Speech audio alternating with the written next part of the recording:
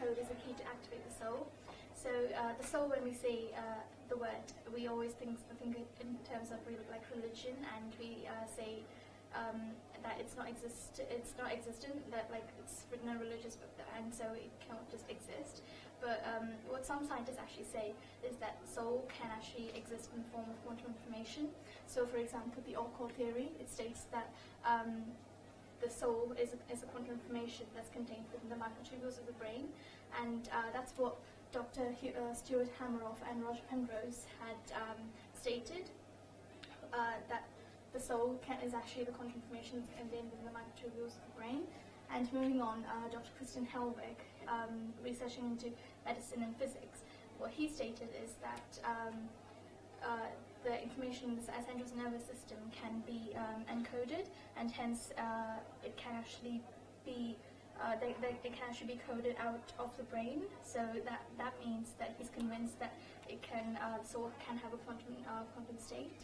So and moving further on to David Bohm, who was a friend of Albert Einstein, what he said is that the materialistic world is understandable, but beyond that is a reality that is much bigger, and that actually controls the whole of the materialistic world that is present in this world.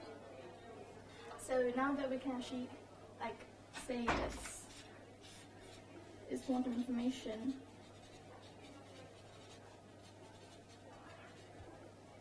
we can move on to genetics. What I want to do, what I want to involve into this whole theory. So the soul being unique to the individual, so is the DNA unique to the individual. It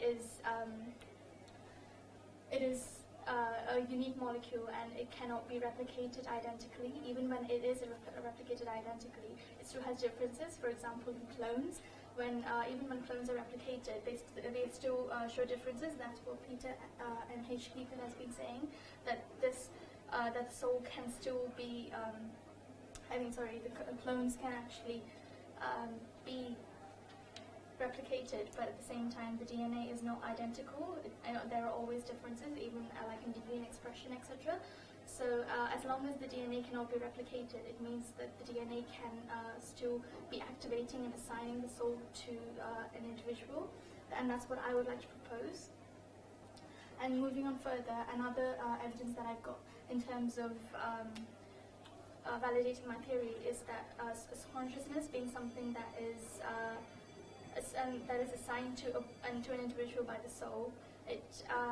We don't know where consciousness comes from and where it goes. So up until we know that where consciousness comes from and where consciousness goes, we cannot say that the soul is not exist and it does not exist.